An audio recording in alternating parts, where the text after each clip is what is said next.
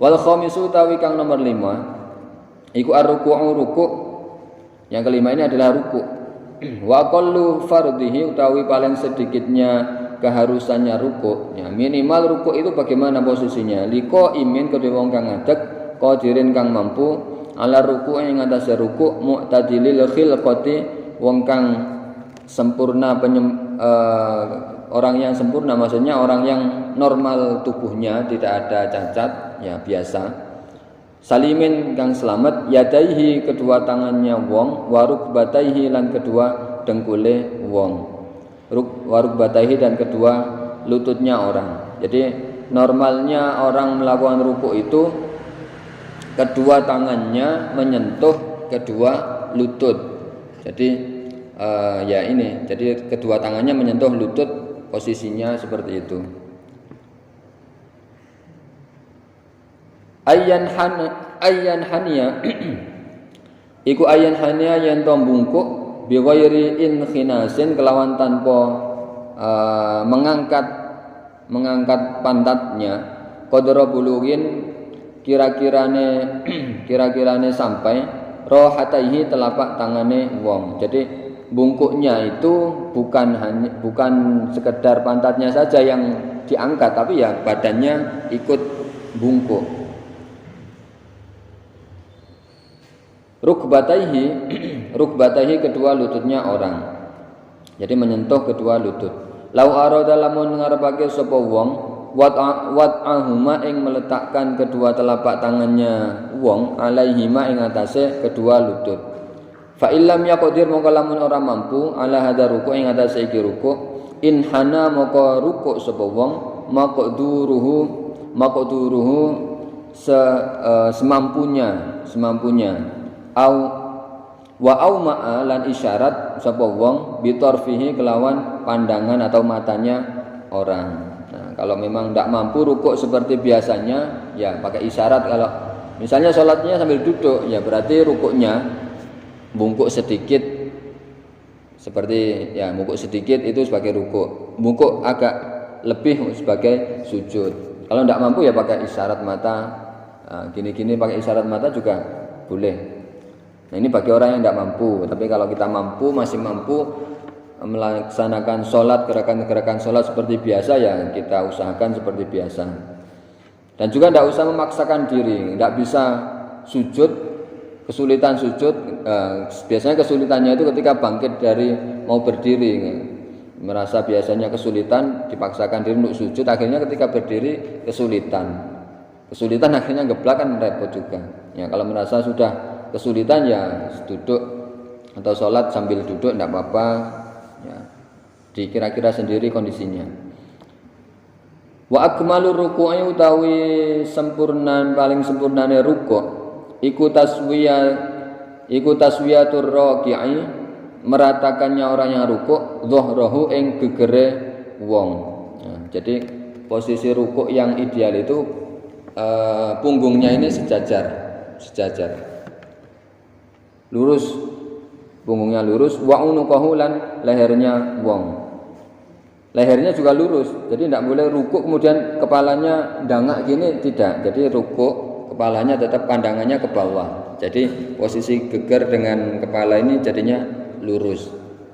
Karena pandangannya ke bawah. Kalau pandangannya ke depan itu kan jadinya tidak lurus, ini kepalanya jeglek. Nah, jadi posisi yang benar itu kepalanya lurus, pandangannya ke bawah. Bihaitsu yasironi kelawan kira-kirane lurus kasof hatin koyok lembaran wahidatin kang siji, seperti kertas ini lah, lurus seperti ini, tidak ada gelombang. Wanasbu saqaihi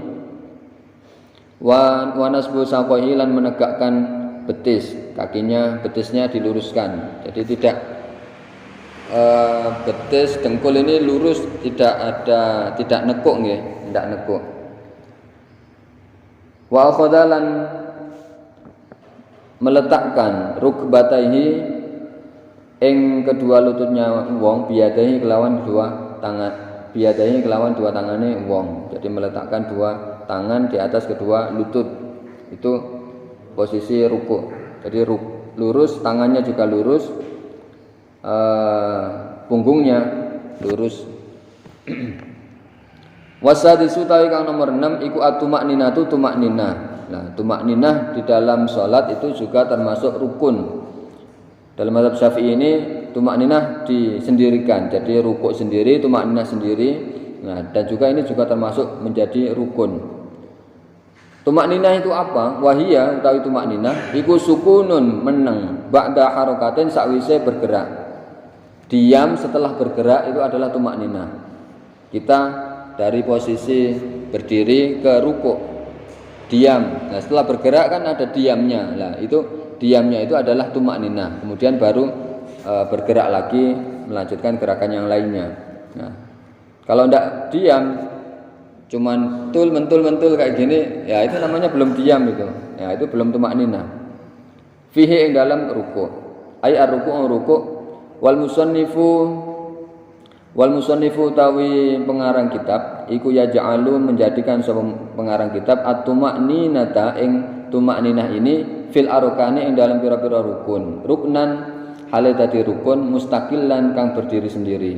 Memang ada di sebagian kitab lain yang tumakninah ini tidak termasuk menjadi rukun tersendiri karena memang sudah include dengan rukuknya itu. Kalau rukuk ya berarti harus di dalam rukuk itu ada tumakninahnya, jadi disendirikan. Jadi sudah masuk ke dalam kategori rukuk itu tumakninahnya di dalam kitab yang lainnya. Maka kalau dalam kitab lainnya itu tidak 18, jadi ada yang menyebutkan 13. Nah, itu karena tumakninahnya tidak dimasukkan. Maksudnya tidak dimasukkan ya berarti sudah include di dalam gerakannya itu. Wa masyalan sejalan alaihi ing atase pendapat iki sapa An-Nawawi Imam Nawawi fit tahqiq yang dalam kitab At-Tahqiq. Wa ghairul musannifi utawi saliyane pengarang iku ya ja'alu menjadikan sapa musannif ha ing al-Fatihah ha ing tumakninah hayatan kelawan perbuatan tabiatan kang mengikut lil arkani maring pira-pira rukun. Nah, karena dianggap tumakninah itu sudah include, sudah mengikut kepada gerakan yang menjadi rukun tadi. Kalau rukuk ya berarti dalam rukuk itu harus ada tumakninah. Sudah tidak usah disebutkan lagi bahwa tumakninah itu sebagai rukun dalam salat, tidak usah disebutkan lagi dalam menurut versi sebagian tulisan kitab yang lainnya. Nah, tapi dalam kitab ini disendirikan at-tumakninah itu menjadi rukun. Maka kalau tidak tumakninah ya salatnya tidak sah karena mengurangi rukun. Nah, maka disinilah kadang kita dengar berita yang dulu itu sholat taraweh 7 menit, sholat taraweh cepat 23 rakaat cukup 5 menit selesai. Nah, itu kalau kita melihat dari madhab secara syariah, secara syariah tidak hanya Imam Syafi'i saja mungkin. Saya rasa menurut imam yang lainnya juga tumakninah itu harus ada dalam sholat. Karena orang sholat itu kan menjadi harus ada orang sholat itu kan harus menikmati sholatnya. Di situ ada ketenangan. Nah, kalau kita harus sholatnya cuman mental kayak olahraga gitu kan, ketenangannya kan tidak ada. Jadi inti dari kita melakukan sholat itu belum kita temukan ketika model sholat seperti itu. Jadi kalau kita pengen sholat yang sesuai dengan inti sholat itu, sholat ayat doa, kita berdoa, bacaannya lengkap. Nah, kalau cepat seperti itu kita kan tidak sempat membaca. Kita membaca bacaan-bacaan sholat itu kan ya paling tidak kita renungkan apa yang kita baca sehingga kita betul-betul tahu, kita bisa menghayati mulai takbiratul ihram sampai selesai, kita bisa menghayati isi dari sholat itu apa. Nah, kalau kita menghayati dari isi bacaan-bacaan dalam sholat itu ya kita bisa merenungkan apa yang menjadi harapan kita dalam kehidupan ini. Ya, doa-doa dalam misalnya Rabbi firli warhamni wajburni, bacaan tahiyat awal, Rabbi firli ampunilah aku, warhamni kasihilah aku, wajburni warfa'ni warzuqni berilah rezeki, wahdini berilah hidayah kepadaku, wa'afini maafkan aku, wa'fu anni dan ampunilah aku. Lah di situ kan kita banyak memohon ampun, kita meminta rezeki dan lain sebagainya. Nah, di situ sebenarnya doa-doa dalam sholat itu sudah memenuhi keinginan-keinginan kita yang ideal dalam kehidupan ini. Minta rezeki, minta hidayah dan lain sebagainya. Di situ sudah komplit dalam sholat. Kalau kita lihat dalam sholat itu semua rukun Islam ada di dalam sholat. Rukun Islam yang pertama baca syahadat. Dalam sholat juga ada syahadat. Ketika tahiyat akhir kita baca asyhadu alla ilaha illallah wa asyhadu anna muhammadar rasulullah. Dalam sholat ada syahadat. Yang kedua sholat yang kita lakukan. Kemudian puasa. Dalam sholat ada puasa juga. Tidak boleh makan, tidak boleh minum dan lain sebagainya. Puasa, zakat. Nah, dalam sholat juga ada zakat. Kita mengorbankan sebagian waktu kita untuk melakukan sholat. Nah, dalam sholat itu ada zakatnya. Kemudian yang terakhir haji. Dalam sholat juga ada haji. Nah, kita buktinya apa ya? Kita menghadap ke Baitullah, ke Ka'bah. Itu kan salah satu bentuk kita melaksanakan ibadah haji. Jadi dalam sholat itu semua rukun Islam ada di dalamnya. Ya, maka kita harus betul-betul bisa menjalankan ibadah sholat ini dengan sempurna. Ya paling tidak kita berusaha untuk sempurna. Kita selalu berusaha sedikit demi sedikit kita memperbaiki kualitas sholat kita. Tidak hanya secara kuantitas saja, tidak hanya secara bilangan kita banyak melakukan sholat sunnah, banyak yang kita lakukan, tapi kualitasnya kurang. Ya, karena kalau katanya cerita itu kan katanya sebagian ada yang mengatakan 1000 rakaatnya orang ahli ibadah yang tidak memiliki ilmu itu masih lebih baik 2 rakaatnya orang yang memiliki ilmu. Dalam hal ini kalau kita mau sholat ya berarti ilmu tentang sholat itu kita harus cari tahu. 1000 rakaatnya orang ahli ibadah yang tidak berilmu, ya itu kan kalah dengan 2 rakaatnya sholatnya orang yang punya ilmu. Ya, maka kita di sini berusaha untuk berilmu itu tadi, berilmu mengenai tata cara sholat, rukun dan lain sebagainya. Kita cari tahu biar kita bisa memperbagus nilai kualitas dari ibadah sholat yang kita laksanakan. Mudah-mudahan apa yang kita bahas hari ini bermanfaat, bisa kita amalkan dalam kehidupan sehari-hari. Ini masih yang nomor 6. Nah, untuk yang ke-7 mengangkat bangun dari tidur, i'tidal akan kita bahas di pertemuan yang akan datang insyaallah menawi minggu depan hari Sabtu mboten napa nggih. Insyaallah minggu depan hari Sabtu badhe sambang ke orang tua ke Jombang, pulang ke Jombang.